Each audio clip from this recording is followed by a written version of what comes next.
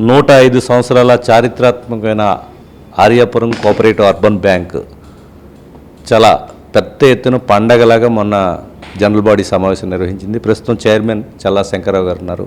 మొన్నే అఖండ విజయం సాధించి 2 నెలల్లో బ్యాంకుని గాడిని పెట్టే పనిలో ఈ కార్యవర్గం అంతా కూడా చల్లా శంకరరావు గారి నేతృత్వంలో అహర్నిశలో కష్టపడింది. ఎలాంటి ఎఫర్ట్ పెట్టారని తెలుసుకునే ప్రయత్నం చేస్తాం. శంకరరావు గారు, చాలా ఎన్పిఏని చాలా తగ్గించారు. ఎట్లా సాధ్యమైంది? 2 నెలల్లో సాధ్యం కాదనుకున్నారు అందరూ. ఎక్కడో 20 దాకా 12 దాకా వెళ్ళిపోయింది అన్నారు. మొన్న సెప్టెంబర్ 29వ తారీఖుని ఆదివారం నాడు 105వ సాధారణ జనరల్ బాడీ మీటింగు చాలా అద్భుతంగా జరిగింది వీటి డిగ్రీ కాలేజీలో. దాంట్లో నాతో పాటు మా డైరెక్టర్లు అందరూ కూడా ఒక 10 రోజుల నుంచే అహర్నిశలు ఆ 105వ మహాసభని గ్రాండ్గా చేయాలి అనే ఉద్దేశంతోనే దాన్ని ఫుల్గా సక్సెస్ చేయడం జరిగింది. ముఖ్యంగా మా బ్యాంకులో ఉన్నటువంటి ఏ తరగతి సభ్యులందరూ కూడా ఇంచుమించు ఒక జాతరలాగా జరిగింది ఆదివారం నాడు. అందుకే ఎంచేదంటే జనం బాగా వస్తారు, ఖచ్చితంగా 30,000 మంది గ్యారెంటీకి వస్తారనే ఉద్దేశంతోనే మేము ఆ గ్రౌండ్లో 30 కౌంటర్లు పెట్టడం జరిగింది. అందులో సీనియర్ సిటిజన్స్కి 2 పెట్టాం, అందులో వికలాంగులకి ఏమో 1 పెట్టాం, మిగతా అన్ని స్త్రీలకి పురుషులకి పెట్టడం జరిగింది. అందువల్ల వచ్చినట్టుగా జనం విపరీతమైన జనం వచ్చినా కూడా ఎక్కడా కూడా ఎటువంటి తొట్టుపాట్లు జరగకుండా, అవాంఛనీయాలు జరగకుండా ఆ 105వ మహాసభ మటుకు చాలా బాగా జరిగింది. అందులో రాయమండ్రిలో ఉన్నటువంటి ప్రముఖులు, ఎమ్మెల్యేలు, ఎంపీ గారు అందరూ కూడా రావడం జరిగింది. ఆదిరెడ్డి వాసు గారు, ఆదిరెడ్డి అప్పారావు గారు, గోరంట్ల బుచ్చి చౌదరి గారు, పత్తులు బలరామకృష్ణ గారు, ఎంపీ గారు అందరూ కూడా దాంట్లో పాల్గొన్నారు. ఇంకా కూటమికి సంబంధించినటువంటి చాలామంది నాయకులు అందులో పాల్గొనడం జరిగింది. వాళ్ళందరూ కూడా ఈ కృతజ్ఞతలు తెలియజేస్తున్నాం. ఇంత బాగా గ్రాండ్గా సక్సెస్ చేసినందుకు గాను మా ఆర్యాపురం కోఆపరేటివ్ బ్యాంకు ఏ తరగతి సభ్యులందరికీ, కస్టమర్ దేవుళ్ళందరికీ కూడా నా హృదయపూర్వక అభినందనలు తెలియజేసుకుంటున్నాను. ఇప్పుడు మీరు ఎన్పిఏ గురించి అడిగారు. ఎన్పిఏని మేము మొట్టమొదటి ఎన్నిక జరిగిన వెంటనే కూడా 2 పాయింట్ల మీద గట్టిగా పట్టుకోవాలని అనుకున్నాం. ఏంటంటే ఒకటి ఎన్పిఏ, 2 లోనింగ్ కూడా బాగా చేయాలి. ఎంచేదండి ఎన్పిఏని పట్టుకోవడానికి కారణం ఏంటంటే ఇప్పుడు ఆల్రెడీ శాప్లో ఉందండి మా బ్యాంకు. ఎంచేదంటే లాస్ట్ 5 ఇయర్స్లో కూడా మొత్తం బ్యాంక్ని అతలకుతలం చేయడం జరిగింది. దాన్ని సక్రమ మార్గంలో పెట్టాలి. ఈ ఎన్పిఏని ఎప్పటికప్పుడు సెప్టెంబర్లో నెట్ ఎన్పిఏ 3%కి మరలా సెప్టెంబరు, డిసెంబరు, మార్చిలో అలా 3 సార్లు చేయగలిగితే వాళ్ళు శాప్ నుంచి బయటికి తీసుకొస్తానని మాకు మాట ఇవ్వడం జరిగింది. ఎవరు? రిజర్వ్ బ్యాంక్ వాళ్ళు. మేము హైదరాబాద్ వెళ్ళి మాట్లాడితే అలా అని చెప్పారు. అందు గురించి మా డైరెక్టర్లు, మేము, మా సిఇఓ అందరూ కూడా, మేమైతే మానిటరింగే చేసేవాళ్ళు ఇక్కడి నుంచి, సిఇఓ గారు, నేను. మా డైరెక్టర్లు అయితే డైరెక్ట్గా కస్టమర్స్ దగ్గరికే వెళ్ళిపోయారు. వెళ్ళి ప్రతిరోజు ఉదయం వెళ్ళి వాళ్ళు మొత్తం మీద నయానా భయానా మొత్తం మీద అది 3%కి తీసుకురావడం జరిగింది. అంటే ఎక్కువ కృషి మా డైరెక్టర్లు అందరూ చాలా గట్టిగా, డైరెక్టర్లు ప్లస్ ఎంప్లాయీస్ కూడా అందరూ కూడా దీన్ని ప్రెస్టేజ్గా తీసుకొని మేము ఏమనుకున్న టార్గెట్ని, అంటే నేను ఆశ్చర్యపోయాను. అసలు 3%కి చాలా 2 నెలల్లో ఇలా రావడం అనేది చిన్న విషయం కాదండి. ఎంచేదంటే లాస్ట్ 4 ఇయర్స్లో కూడా ఎప్పుడూ కూడా 3%కి రాలేదు. అందువల్లే దీన్ని శాప్లో పెట్టడం జరిగింది రిజర్వ్ బ్యాంక్ వాళ్ళు. ఈ కాకుండా చాలా లక్కపక్కలన్నీ ఉన్నాయి, అన్నిట్లు కూడా వాళ్ళు పరిగణించుకొని శాప్లో దీన్ని ఎలాగైనా సరే ఈ 3 సార్లు కూడా, ఈ 3 టర్మ్స్లో కూడా దీన్ని శాప్లోంచి తీసుకొచ్చి నెక్స్ట్ ఇయర్కైనా మనం ఈ షేర్ హోల్డర్స్కి డివిడెండ్ ఇవ్వాలి, 15% డివిడెండ్ ఇవ్వాలనే ఉద్దేశంతో మేము కృతనిశ్చయంతో ఉండడం వల్లే ఎన్పిఏని తగ్గించడం జరిగింది. ఇప్పుడు లోనింగ్ పెంచారు, డిపాజిట్లు సేకరించాల్సిన టార్గెట్ అని పెట్టారా? అదేవిధంగా రాజమండ్రి మొత్తానికి బంగారం మీద అతి తక్కువ వడ్డీ తక్కువతో మీ బ్యాంక్ ఇస్తుంది, ఎంత పర్సంటేజ్ ఇస్తుంది? ప్రజలకు మీరు ఏం చెప్తున్నారు? ప్రస్తుతానికి డిపాజిట్స్ మీద మటుకు అంత కాన్సన్ట్రేషన్ చేయలేదండి. మాకున్న డిపాజిట్స్ సరిపోతాయి.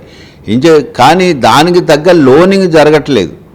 ఆ లోనింగ్ మీద ముందుకు వెళ్ళాలనే ఉద్దేశంతో మేము బంగారం మీద అయితే 75 పైసలు 9% మాదే ఎక్కువ అండి. ఈ రాయమండ్రిలో ఉన్నటువంటి కోఆపరేటివ్ బ్యాంక్స్లో మేమే ఒక గ్రాముకి 4900 ఇస్తున్నాం. మిగతా వాళ్ళు అందరూ 43, 44, 45 అలాగే ఇస్తున్నారు. కానీ మేము మా బోర్డు వచ్చిన తర్వాత మేము ఫస్ట్ బోర్డులోనే అనుకున్నాం దీన్ని కొద్ది పెంచితే మనకి ఇబ్బంది ఏం లేదని 4900 పెట్టాం.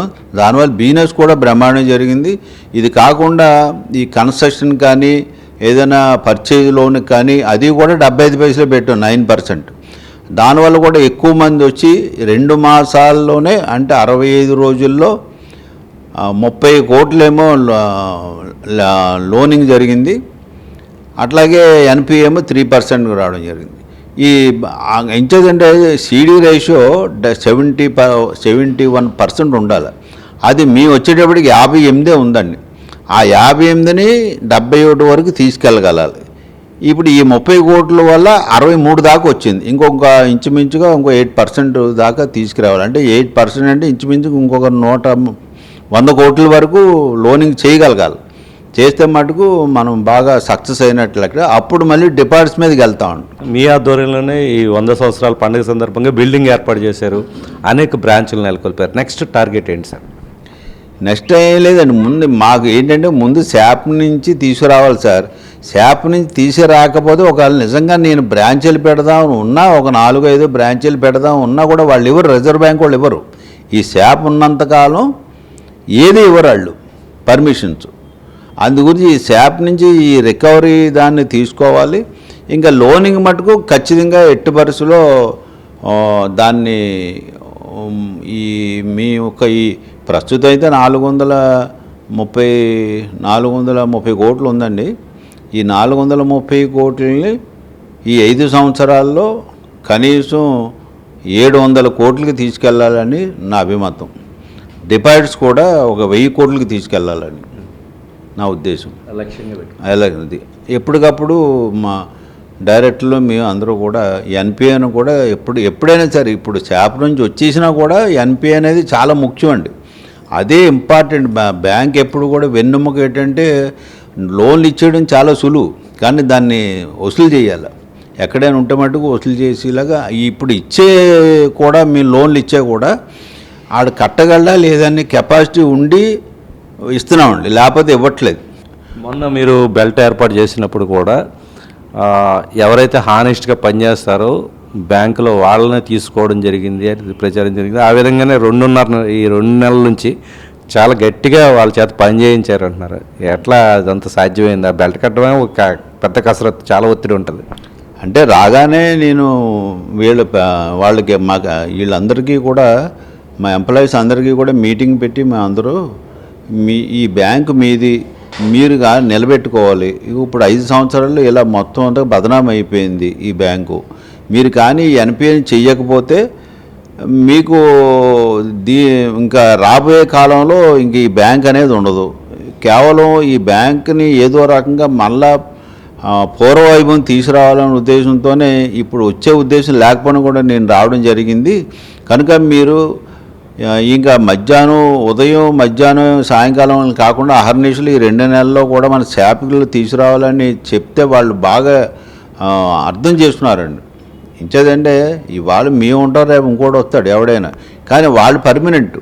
వాళ్ళ బ్యాంకుని వాళ్ళే నిలబెట్టుకోవాలి. ₹1 ఒకవైపు మేమైతే ఒకవైపు వాళ్ళు ఇద్దరు కలిసి ప్రయాణం చేయాలండి ఈ బ్యాంకు. అలా అయితేనే అది సక్సెస్ అవుతుంది. ఎంప్లాయ్మెంట్ కూడా చాలా షార్టేజ్ ఉంది అని చెప్తున్నారు. ఎప్పటిలాగా ఇవన్నీ భర్తీ చేసాం. ఎంప్లాయ్మెంట్ మటుకు షార్టేజ్ ఉంది.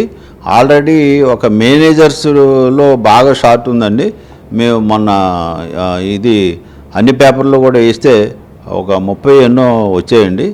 రేపు 7-8 తారీఖుల్లో ఇంటర్వ్యూలు ఉన్నాయండి అవి వాళ్ళకి. అంటే ఒక 10 మంది మేనేజర్లని రిటైర్ అయిన వాళ్ళని తీసుకోవాలని ఉద్దేశం. 40 సంవత్సరాల నుంచి 56 సంవత్సరాల్లో ఉన్న వాళ్ళని తీసుకోవడానికి జరుగుతుంది. అది రేపు 7-8 తారీఖులు ఇంటర్వ్యూలు ఉన్నాయి, అవి తీసుకుంటాం. ఈ కాకుండా కూడా కింద స్థాయిలో కూడా మాకు ఇంకా కావాలండి. దానికి ఐబీపీఎస్లో పాస్ అయిన వాళ్ళని కూడా ఒక 15 నుంచి 20 మందిని తీసుకోవాల్సిన అవసరం ఉంది. ఇంతమందిని తీసుకుంటేనే కానీ ఫుల్ఫిల్ అవ్వదండి. నేను అనుకున్న టార్గెట్ లోనింగ్ కానీ డిపాజిట్లు కానీ మళ్ళీ రికవరీ కానీ ఈ మూడు ఇంపార్టెంట్. ఈ మూడిట్లకి అవ్వాలంటే ఎక్కువ ఫుల్ ఫ్లెడ్జ్డ్గా ఎంప్లాయ్మెంట్ ఉండాలండి. అంత ఎంప్లాయ్మెంట్ లేకే వాళ్ళు మీ బయటికి వెళ్ళి ఏమైనా డిపాజిట్ తేవాలన్నా లోన్ తేవాలంటే ఇక్కడ ఎవరో ఒక్కడే ఉన్నానండి, ఇద్దరే ఉన్నారు అంటున్నారు. మేము వచ్చేప్పుడు అలాగే ఉంది పరిస్థితి. ఈ లాస్ట్ 5 సంవత్సరాల్లో దీని మీద ఎవరో కేంద్రీకరించిన వాళ్ళు లేరు. ఇంకేదంటే 6 నెలలకు ఒక కమిషనర్ రావడం, లేదా ఆయన వెళ్ళిపోయి ఇంకొక 6 నెలలకు ఒక కలెక్టర్ రావడం, తర్వాత ఏమో 2 బోర్డులు వేయడం, ఇలాగా అతలాకుతలంగా అయిపోయింది. ఎవరి కాళ్ళు స్వార్థంగా ఎంత దోషేద్దామా ఈ బ్యాంకులు అనే ఉద్దేశంలోనే ఉన్నారు తప్ప బ్యాంకుని ఏ రకంగా డెవలప్ చేయాలనే ఉద్దేశంతో మటుకు లేరాళ్ళు. దానికి ఎన్నో నిదర్శనలు ఉన్నాయి. అవన్నీ నేను నెక్స్ట్ మాకు రేపు మళ్ళీ ప్రెస్ మీట్ ఉంది, దాంట్లో చెప్తాను ఎంత దోపిడీ జరిగిపోయింది, ఏ రకంగా జరిగింది అనేది. అందులో దోపిడీ జరిగిన వాళ్ళు ఎవరిని కూడా మేము ఇచ్చేయను, ఖచ్చితంగా రికవరీ పెడతానండి అందరి దగ్గర కూడా. ఫైనల్గా మీరు ఖాతాదారులకు చెప్పేది? అందరికీ కూడా మాకు మొన్న జనరల్ మీటింగులు ఎంతైతే మాకు సహాయ సహకారాలు అందించారో అలాగే రాబోయే కాలంలో కూడా మా బ్యాంకుకి మీ యొక్క సహాయ సహకారాలు, సలహాలు కూడా ఇవ్వాలి. ఎప్పుడైనా సరే మీకు ఏవైనా లోటుపాట్లు ఉన్నా ఏదైనా కూడా సలహాలు ఇవ్వాలి. నెక్స్ట్ ఇయర్కి సాధ్యమంత వరకు 99% డివిడెండ్ ఇవ్వడానికి ప్రయత్నం చేస్తానని మీ ద్వారా మా కస్టమర్ దేవుళ్ళందరికీ కూడా హృదయపూర్వక అభినందనలు తెలుసుకుంటూ సెలవు తీసుకుంటున్నాను. నా పేరు Challa Shankararao, chairman. Thank you very much. ఇది చల్లా శంకర్రావు గారు చెప్తుంది. చల్లా అప్పారావు గారు రాజమండ్రి మున్సిపల్ చైర్మన్గా, వైస్ చైర్మన్గా పనిచేశారు. ఆయన వారసత్వంలో ఆయన రాజకీయాల్లోకి వచ్చి అనేక పదవులు కాంగ్రెస్ పార్టీలో కానీ ప్రజారాజ్యంలో కానీ ఇట్లా అన్నీ చేయడం జరిగింది. గతంలో హితకారిణి సమాజం చైర్మన్గా చేశారు. చల్లా వారికి అంటే మచ్చలేని చరిత్ర ఉంది. నీతికి నిజాయితీగా నిలబడే ఫ్యామిలీగా గుర్తింపు పొందడం వల్లే చల్లా అనే బ్రాండ్ నేమ్ వల్ల మొన్న జరిగిన ఇక్కడ ఆర్యాపురం బ్యాంక్ ఎన్నికల్లో ఏకపక్షంగా 12 మంది అభ్యర్థుల్ని గెలిపించుకుని సూపర్ మెజార్టీతో ఈ కార్యవర్గం రెండోసారి అధికారంలోకి వచ్చింది. ఇదంతా కూడా గ్రేట్. వాళ్ళ చల్లా శంకరరావు గారు వాళ్ళ బ్యాక్గ్రౌండ్, వాళ్ళ కుటుంబానికి సంబంధించి నీతి నిజాయితీ అన్నది క్రెడిబిలిటీగా తీసుకుని కస్టమర్స్ అందరూ కూడా ఆ విధంగా వాళ్ళకి కట్టడం జరిగింది. ఖచ్చితంగా వచ్చే సంవత్సరానికి డివిడెండ్ ఇచ్చి తానేటో నిరూపించుకుంటామని చెప్తున్నారు. ఇప్పటికే పగలు రాత్రి డైరెక్టర్ల బృందం అంతా కూడా కష్టపడి ఎన్పిఏ నుంచి బయటకు తీసుకురావడానికి శాయశక్తులు ప్రయత్నిస్తుంది. ఇప్పటికే 3% తీసుకొచ్చారు. ఇది సంవత్సరం పాటు నిలబడితే కనుక ఖచ్చితంగా డివిడెండ్ వచ్చే అవకాశం ఉంది. ఆ దిశగా జరగాలని బ్యాంక్ మరింత అభివృద్ధి చెంది రాష్ట్ర వ్యాప్తంగా మంచి పేరు తీసుకురావాలని ఆకాంక్షిస్తూ ఇది సుంకర రామబాబుతో ఈస్ట్ న్యూస్ కోసం రామనారాయణ. ఉదయిస్తున్న సూర్యునితో ప్రభవిస్తున్న వార్తా ప్రపంచం ఈస్ట్ న్యూస్.